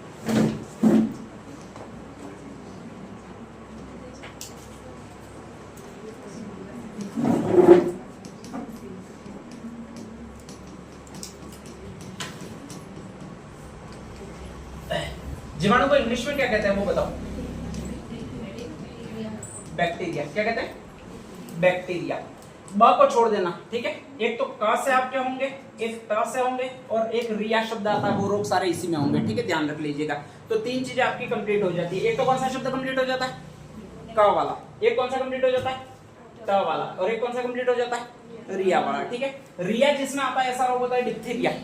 तो इसका मतलब डिप्थीरिया किससे होगा? जीवाणु से होगा, ठीक है, ध्यान रख लीजिएगा। एक ट से संबंधित जितने भी आते हैं, कौन कौन से आपको याद आते हैं? टेटनस, ठीक है, और अरे टिडेनिक, टाइफाइड, टीबी, ट्रैकोमा, ऐसी सारी चीजें आती है, तीन चार चीजें। कौन कौन सी बताई मैंने? टीबी, टाइफाइड, ट्रैकोमा और टिटनेस, ठीक है, ध्यान रख लीजिएगा। ये चारों बीमारियां होती है वो बैक्टीरिया में ट वाली है, ध्यान रख लीजिएगा, ठीक है। एक तो पहली जो आएगी वो रिया वाली बताई। रिया वाली कौन सी बताई? डिप्थीरिया, ठीक है। ट वाली चार बताई, वो कौन कौन सी बताई? टिटनेस, टाइफाइड, टीबी और ट्रैकोमा, ठीक है, ध्यान रख लीजिएगा। एक क से और आती है और उसको जो कहा जाता है वो ये खांसी कहा जाता है। कौन सी खांसी है भाई आपके? काली खांसी, ठीक है, ध्यान रख लीजिएगा। कुल कितने रोग हो गए अभी तक? 4 में 5 और 6 रोग तो सीधे आपको याद हो गए, ठीक है, ध्यान रख लीजिएगा। और आगे लिख लेना है, बैक्टीरिया से पंगा लेना सेफ नहीं है, ध्यान रख लीजिएगा, सेफ नहीं है, ठीक है। तो ये दूसरे रोग और हो जाएंगे। एक है से आपके रोग आएगा जिसको आपकी ये कहा जाएगा, नाम कौन सा है? एक और होगा जिसको आपकी ये कहा जाएगा, ये नाम है, नाम कौन सा भी आपके? सिफिलिस। एक ग से आपके और होगा, उसका नाम कौन सा भी आपके? गोनेरिया, ठीक है, ध्यान रख लीजिएगा। एक न से और होगा जिसको कहा जाएगा आपकी ये कौन सा भी आपके? निमोनिया, ठीक है। प से आपके दो रोग है, एक तो आपके ये रोग है पोलियो, और एक आपका और रोग है जिसको आपके कहा जाता है, ये नाम है, नाम कौन सा? प्लेग। एक शब्द और मैं लिखूं वो ये शब्द होता है, कौन सा शब्द होता है? इसमें यह आता है, यह नाम वाली जो बीमारी है वो तो ये वायरस जनित है, ध्यान रख लेना, ठीक है। तो पोलियो में यह आता है, तो यह इसमें आता है वायरस में, तो यह वाली जो बीमारी है वो तो पोलियो है, वो वायरस जनित है। बाकी प वाला कौन सा रह गया? प्लेग। प्लेग किस जनित है भैया आपके? बैक्टीरिया जनित है, ठीक है। तो एक तो फर्स्ट शब्द तो यही रखना है कि आपके बैक्टीरिया से पंगा सेफ नहीं है, उसमें बैक्टीरिया वाले शब्द याद रखने में शब्द आसानी से याद रह जाएंगे। क से काली खांसी, ट से टीबी, टाइफाइड, टिटनेस, ट्रैकोमा, रिया से डिप्थीरिया से छोड़ देना, पंगा में प्लेग, न्यूमोनिया, गोनोरिया, सेफ नहीं है, सिफिलिस, और नेक्स्ट आगे हैजा। ठीक है, ये आपके जीवाणु जनित कंप्लीट रोग हो जाते हैं। अब इसके लिए इससे आसान कोई ट्रिक होगी नहीं, शायद ध्यान रख लीजिएगा। इससे ऐसा भी नहीं हो सकता है कोई आपको और ज्यादा आपको सरल मिल जाए जिसमें से आपको याद नहीं हो, ऐसा भी नहीं हो सकता है। ठीक है, अब नेक्स्ट आगे क्या क्या होता है वो देख लीजिएगा। तो मैं ये एक एक रोग लिखे हुए हैं वो लिखवा देता हूँ। एक सबसे पहला रोग है वो ये होता है, नाम कौन सा भी आपका? टाइफाइड। इसको अपन साइड में रखते हैं, टाइफाइड को भाड़ में जाए। ठीक है, ध्यान रख लीजिएगा। मैं सीधी सीधी से आपसे बात करना चाहूंगा कि लगभग आपको अरे सीधी सीधी बात करें उसी में मजा आता है, ध्यान रख लीजिएगा। ठीक है, बाकी रोग वो चलते रहेंगे, कोई मतलब नहीं है, ध्यान रख लीजिएगा। सुबह में आप उठते हो और नेक्स्ट आगे काम वगैरह करना शुरू करते हो और लगभग 10 बजे आपको लगता है कि पेट में उड़ दौड़ रहे, ध्यान रख लीजिएगा। ठीक है, मतलब भूख का एहसास होता है। ठीक है, तो भूख का एहसास आपको शरीर के किस भाग में होता है? अरे आहार नाल के कौन से भाग में होता है? वो आहार नाल में पेट कहाँ आता है? ठीक है, आहार नाल में कोई पेट थोड़ी होता है यार। या तो भाई मुख होगा, फिर ग्रसनी होगी, फिर ग्रसिका होगी, फिर अमाशय होगा, फिर छोटी आंत होगा, फिर बड़ी आंत होगा। ठीक है, ये भाग होता है। पेट तो ऊपर ऊपर से ये जो कोड़ा दिखता है उसको पेट कहते हैं। इसका मतलब ये थोड़ी होता है कि पेट में आपके एहसास होता है यार, उठ पटांग बोलते हो। ठीक है, ध्यान रख लीजिएगा। आहार नाल के कौन से भाग में आपको भूख का, वेरी गुड, पहला शब्द राइट है। कौन सी आंत में होता है भैया? छोटी आंत में होता है। तो भूख का एहसास करने वाली छोटी आंत है, ध्यान रख लीजिएगा। ठीक है, जैसे ही आपको खाना नहीं मिलता है तो छोटी आंत में अनेक वलन पाए जाते हैं, भ्रूणर ग्रंथियां वगैरह पाई जाती है। इन भ्रूणर ग्रंथियों का यही काम होता है। ठीक है, कि जैसे कोई प्रोटीन की गोलिकाएं हैं, वसा की गोलिकाएं हैं, तो उनको पास बुलाना, इधर आ यूं करके। ठीक है, ध्यान रख लीजिएगा। और फिर उनका विखंडन करके, तोड़ करके उनको पचा लेना, ये छोटी आंत का काम है। जब भी आपको भूख लगती है या खाना पेट में नहीं पहुंचता है तो उस छोटी आंत में इन भ्रूणर ग्रंथियों को वगैरह कोई मिलता ही नहीं है बुलाने के लिए। ठीक है, ऐसी कंडीशन में वो एक दूसरे से लड़ाती है, एक दूसरे को खाने की कोशिश करती है, और इसी खाने की कोशिश करती है उसी को आपके जो कहा जाता है वो भूख कहा जाता है। इसलिए आपको अकल विकल हो जाती है थोड़ी देर में। ठीक है, तो वो ऐसा इसलिए लगता है, ध्यान रख लीजिएगा। अब नेक्स्ट आगे, ये टाइफाइड में जो भी जीवाणु है उसका नाम है सालामोना साल्मोनेला टाइफाई है, ध्यान रख लीजिएगा। ये साला उसी अंग पर ज्यादा आपके अटैक करेगा जिससे आपको भूख का एहसास नहीं हो। मतलब कहां पर अटैक करेगा? छोटी आंत में। तो छोटी आंत में टाइफाइड होता है तब छोटी आंत में अटैक होता है। छोटी आंत में जैसे ही अटैक होगा तो वो उन भ्रूणर ग्रंथियों को खत्म करने की कोशिश करता है या भ्रूणर ग्रंथियों पर पूरा फैल जाता है। जो भी भोजन होगा उसका वहां पर पाचन नहीं होगा छोटी आंत में। ठीक है, छोटी आंत कहेगी कि मुझे भोजन चाहिए ही नहीं आज। ठीक है, ध्यान रख लीजिएगा। और जब वो भोजन नहीं चाहिए यूं कहेगी तो आगे क्या हो जाएगा? नेक्स्ट आगे, जैसे ही आपके पास में कोई खाना लेकर आएगा तो पहले ही बाका फाड़ोगे हुआ यूं करके और फिर दौड़ोगे करके आगे। ठीक है, ध्यान रख लीजिएगा। तो हाईएस्ट उल्टी होती है वो इसी कारण होती है। कौन से जीवाणु के कारण होती है भी आपके? जिसमें भी उल्टी होती है आपको उसमें यही अंग प्रभावित होता है शरीर का। कौन सा अंग प्रभावित होता है? छोटी आंत। तो आपके दो प्रश्न पूछेगा, एक तो टाइफाइड में अंग कौन सा प्रभावित होता है? कौन सा प्रभावित होगा? छोटी आंत। इसके लक्षण क्या? छोटी आंत जब भी प्रभावित होगी तो उल्टियां होगी। ठीक है, ध्यान रख लीजिएगा। और इसका मेन जीवाणु है वो ये है, इसमें टाइफी आएगा। ठीक है, ध्यान रखना है और कुछ नहीं करना। इसमें 100% एक शब्द आएगा। कौन सा शब्द आएगा भाई आपके? टाइफी आएगा। तो ये तो कहलाता है टाइफाइड, ध्यान रख लीजिएगा। दूसरा एक और है, कौन सा भी आपके? टेटनस। इसमें भी एक जीवाणु का नाम है वो ये आएगा। कौन सा आएगा भी आपके? टीटेनी आएगा। ठीक है, ध्यान रख लीजिएगा। लगभग ये टीटनस जीवाणु जो होता है आपके स्पेशली वो ये धूल मिट्टी में पाया जाता है। डायरेक्टली ये दूषित जल से वगैरह प्रवेश नहीं कर सकता है। आहार नाल में अगर जाता है हाइड्रोक्लोरिक एसिड में मर जाता है आपके पेट में। ठीक है, तो इसको आपके शरीर में जाने के लिए कोई कटा फटा गाव होना चाहिए, ध्यान रख लीजिएगा। जब भी आप खेलोगे, लोहे की चीजों के साथ टच करोगे, सबसे ज्यादा जंग लगे चीजों पर जो पाया जाता है वो यही जीवाणु पाया जाता है। कौन सा भैया आपके? टिटनेस का। कौन सा है?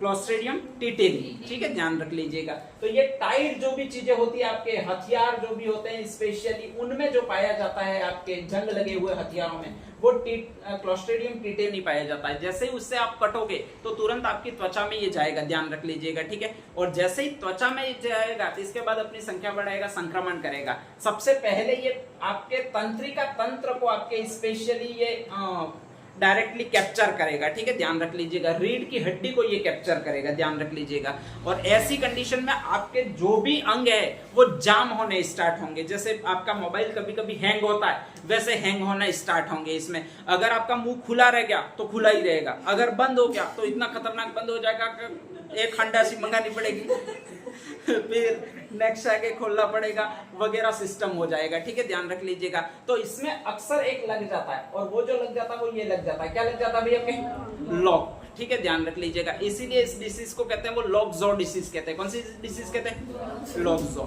तो लॉक लगेगा वो इस बीमारी में लगेगा। कौन सी बीमारी में लगेगा? टिटनेस में लगेगा, ठीक है। जो शरीर होता है, रीढ़ की हड्डी होती है, वो इस तरह से पूरी मुड़ जाती है, ठीक है। तो आप थोड़ी देर में ऐसे बन जाओगे जैसे बाण बना हुआ है। बाण क्या, वो कौन सा धनुष बना हुआ है ऐसे, ठीक है। कोई अगर यहाँ पर रस्सी बांध दे पैर और हाथों में, तीर चला तो तीर चला जाएगा, ध्यान रख लीजिएगा, ठीक है। इसीलिए इसको एक और रोग कहा जाता है जिसको धनुष टंकार रोग कहता है। कौन सा? तो धनुष टंकार में कहा आता है, और इसी यहाँ से चलता है। कौन सा से चलता है भाई आपके? टिटनेस से चलता है, ठीक है, ध्यान रख लीजिएगा। ये टाइट हथियारों से वगैरह, जंग लगे हथियारों से ये होता है, ध्यान रख लीजिएगा, ठीक है। नेक्स्ट अगला रोग कौन सा भाई आपके? प्लेग रोग है, ध्यान रख लीजिएगा, ठीक है। अब प्लेग रोग होता कैसे? तो स्पेशली चूहा होता है, चूहे पर जुएं होती है, जैसे अपने भी माथे में जुएं होती है, ठीक है, ध्यान रख लीजिएगा। चूहे पर जुएं होती है, उनको पिस्सू कहा जाता है। क्या कहा जाता है भाई आपके? पिस्सू। और उस पर एक बैक्टीरिया पाया जाता है जिसको कहा जाता है, उस पिस्सू पर पाए जाने वाला बैक्टीरिया यानी पास्चुरोला पेस्टिस, ध्यान रख लीजिएगा, ठीक है। तो वो जो बैक्टीरिया होता है वो अपने अंदर चला जाता है, ध्यान रख लीजिएगा। उससे कौन सा रोग हो जाता है? प्लेग रोग हो जाता है। चूहे पर जो जुएं होती है वो उसके अनुकूल होती है, उसके शरीर के अनुकूल होती है, अपन को दिखती नहीं है। कौन से कलर की होगी भाई? चूहा कौन से कलर का होता है? ब्लैक कलर का होता है, ठीक है, ध्यान रख लीजिएगा। तो वो भी स्पेशली ब्लैक कलर की होती है। जब शरीर में ये आती है तो स्पेशली आपकी त्वचा के चारों ओर फैल जाते हैं ये बैक्टीरिया सारे, ठीक है। और जैसे ये फैलेंगे तो एक्चुअल में चूहे पर ये कौन से कलर के थे? ब्लैक कलर के थे। आपके शरीर पर भी कौन से कलर के दिखेंगे? ब्लैक कलर के दिखेंगे, ठीक है, ध्यान रख लीजिएगा। त्वचा धीरे धीरे आपकी कैसी होती जाएगी? काली होती जाएगी, ठीक है, ध्यान रख लीजिएगा, एकदम ब्लैक होती जाएगी। वो ब्लैक रंग परिवर्तन नहीं होता, उसके जितने भी बैक्टीरिया होते हैं वो इतने सघन मात्रा में आ जाते हैं, पूरी त्वचा ही काली हो जाती है, ठीक है, ध्यान रख लीजिएगा। तो इसमें काली त्वचा हो जाती है, अचानक इंसान काला होना शुरू होता है, ठीक है, ध्यान रख लीजिएगा। जन्मजात हो उसको नहीं होता, पहले भूरा हो फिर काला हो, उसमें ये रोग होता है। नहीं तो फिर जन्मजात आप कहोगे कि इस वेस्ट इंडीज वाले को प्लेग रोग है साले को, ऐसा नहीं होगा, ठीक है, ध्यान रख लीजिएगा स्पेशली। तो नेक्स्ट आगे काली त्वचा हो जाती है, इसके बाद वो इंसान धीरे धीरे मर जाता है, इसी को प्लेग रोग कहते हैं, ध्यान रख लीजिएगा। और इसमें स्पेशली होता क्या है, तो इसको काली मौत और कहते हैं, काला होकर मरता है इसलिए, ठीक है। तो कभी भी आ जाए काली मौत, प्लेग को कहते हैं। धनुष टंकार टिटनेस को कहते हैं। और आंतों का संक्रमण होता है, उल्टियां दस्ता वगैरह होते हैं, टाइफाइड होता है, ठीक है, ध्यान रख लीजिएगा। फटाफट 2-3 तो लिख लीजिएगा। लो हाँ देखो, आपको मैंने 3 तो बता दिए। टाइफाइड से क्या संक्रमण होता है? छोटी आंत, ठीक है, टाइफाइड से हमारे साथ छोटी आंत। आपको भी टाइफाइड होगा तो उस समय खाना पसंद ही नहीं आएगा, ध्यान रख लीजिएगा, ठीक है। तो इसका मतलब छोटी आंत जब तक आपसे खाना नहीं मांगेगी तब तक आपको खाना पसंद नहीं आता है। टाइफाइड में हाईएस्ट अंग जो प्रभावित होता है वो छोटी आंत ही होती है, ठीक है, ध्यान रख लीजिएगा। टिटनेस में पूरा तंत्रिका तंत्र, अपनी रीढ़ की हड्डी प्रभावित होती है, ठीक है, जिससे अपन मुड़ जाते हैं, ठीक है। तो एकदम टाइट शरीर हो जाता है, धनुषाकार शरीर हो जाता है, वो टिटनेस में ही है, ध्यान रख लीजिएगा, ठीक है। 2 हो गए। इसके अलावा एक और बताया था, कौन सा भी आपके? प्लेग। इसको कौन सी मौत कहते हैं? काली मौत कहते हैं, आपको याद हो गया, ध्यान रख लीजिएगा, ठीक है। एक और रोग है जिसको ये रोग कहते हैं, नाम कौन सा भी आपके? कुष्ठ, ठीक है, ध्यान रख लीजिएगा। इसी को कोढ़ कहा जाता है। कोढ़ इसलिए कहा जाता है कि इसमें अपन, हाँ अच्छी बात है, अपन ने अगर खराब कर्म किए होते हैं, ध्यान रख लीजिएगा, या फिर खराब कर्म करते हैं, या फिर नेक्स्ट आगे जो भी अपने पड़ोसी और अपन दोनों के बीच में लड़ाई हो जाती है, तो तब पड़ोसी जो होता है वो अपन को एक श्राप देता है कि क्या होगा, नेक्स्ट आगे, अरे अगले जन्म में पड़े तो पड़े, लेकिन तेरे बुढ़ापे में तेरे को कोड़े पड़ेंगे यूं, ठीक है, ध्यान रख लीजिएगा। तो यही आपका एक रोग है जिसको कौन सा रोग कहा जाता है आपके?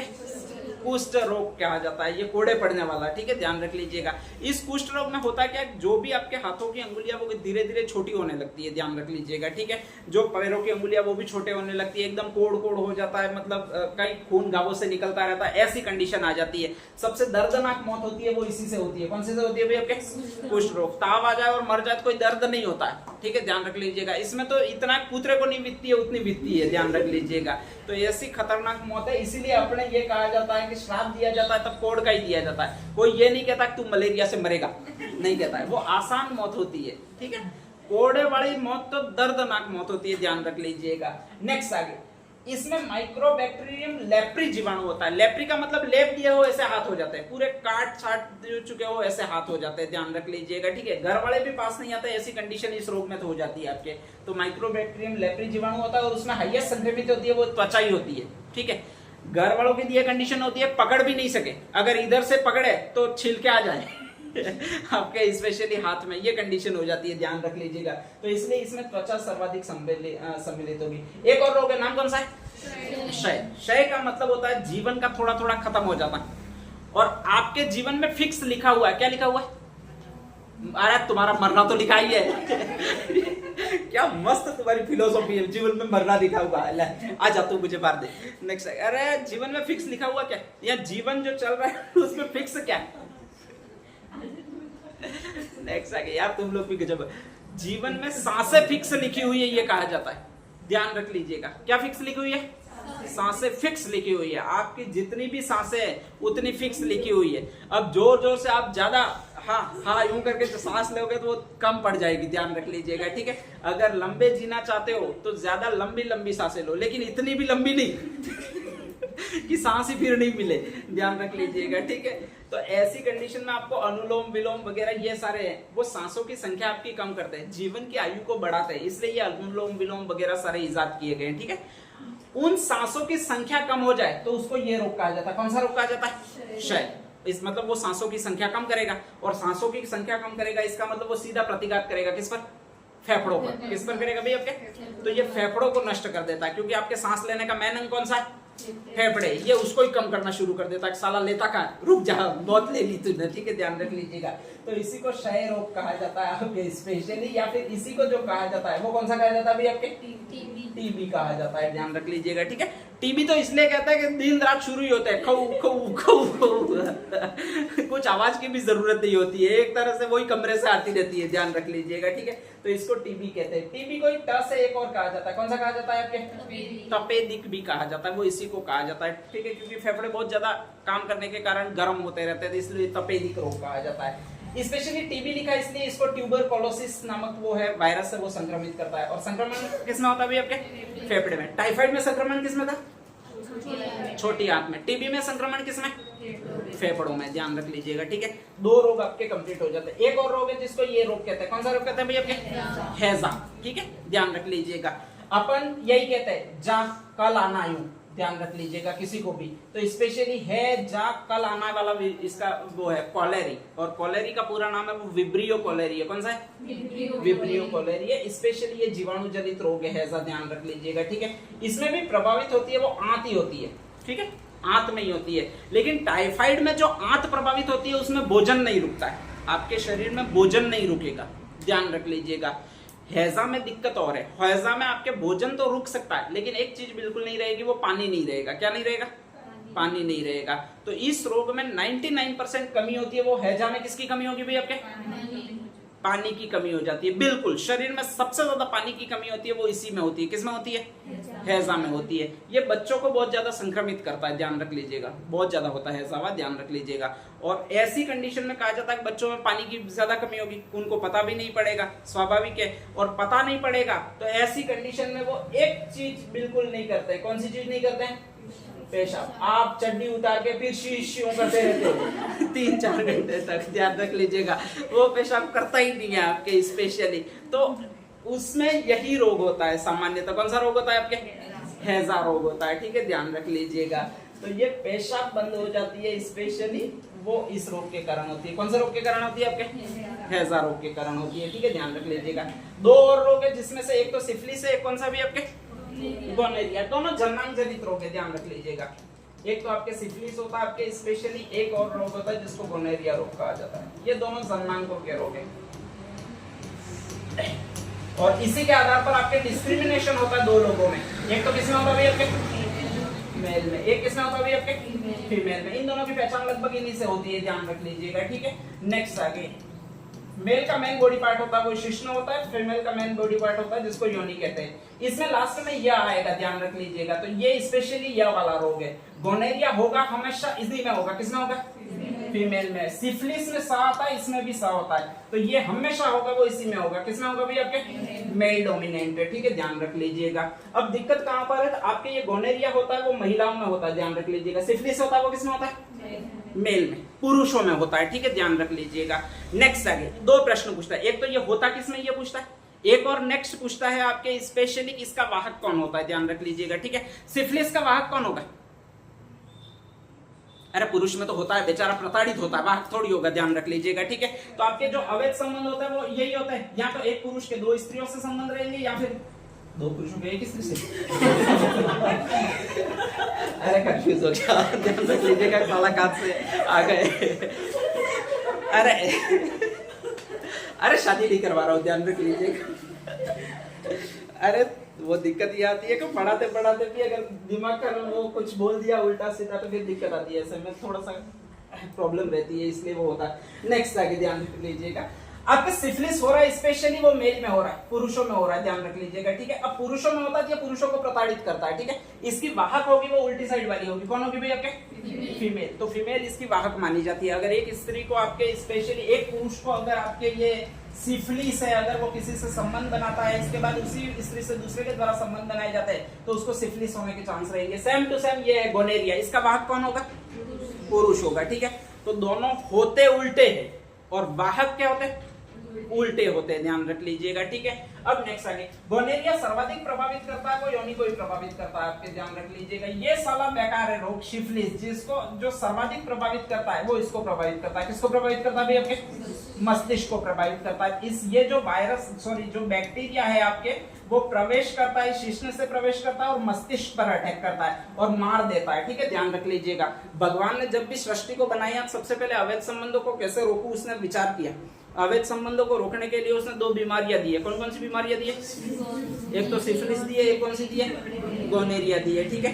एक की जो लाइफ होती है वो एकदम वफादारी वाली लाइफ होती है, एक की लाइफ होती है वो कुतरे वाली लाइफ होती है, ठीक है, ध्यान रख लीजिएगा। महिलाओं की लाइफ स्पेशली वफादारी पर चलती है, तो उसको सामान्य बीमारी दी है जिससे वो आपके मरे नहीं, सूजन वगैरह आ जाए कोई बात नहीं, चलेगा, ध्यान रख लीजिएगा। वो कौन सी डिसीज है? आपके गोनेरिया, ठीक है। कुतरे वाले की जिंदगी है, उसको तड़प तड़प के मरना है, ध्यान रख लीजिएगा। कौन सा रोग दिया?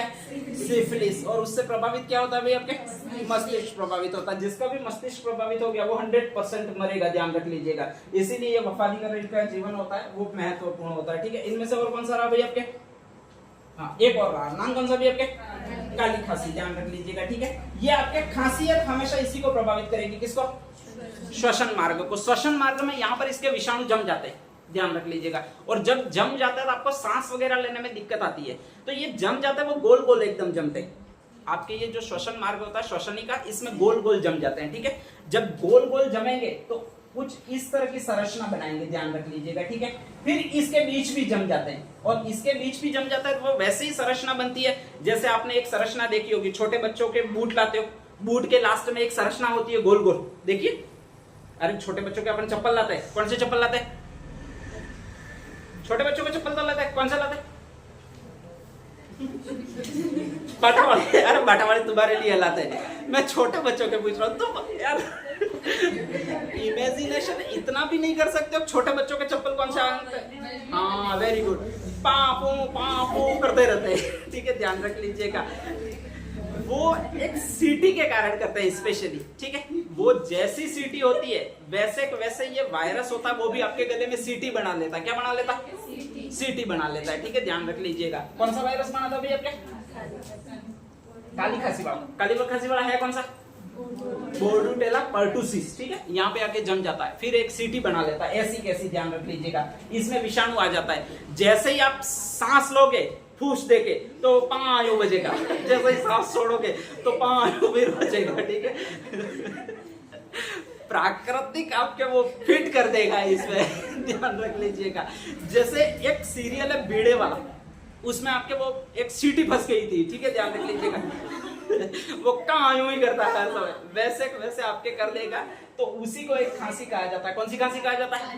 काली खांसी, ठीक है। जैसे ही बोलने जाओगे या सांस छोड़ने जाओगे, हुप दे के आवाज आएगी, यूं करके, फिर हुप दे के आवाज आएगी, ध्यान रख लीजिएगा। इसीलिए इसको हुपिंग कफ कहते हैं। कौन सा कफ कहते हैं? हुपिंग कफ या वूफिंग कफ, ठीक है, ध्यान रख लीजिएगा। इसमें ऐसा लगेगा कोई बादू वगैरह है, वुल्फ वगैरह है, वो चिल्ला रहा है, ऐसी आवाज आएगी, ठीक है। पड़ोसी सो भी नहीं पाएगा बेचारा, ध्यान रख लीजिएगा। तो ये सारी खांसी है वो आपकी, ये खांसी है, फटाफट लिख दीजिएगा काली खांसी।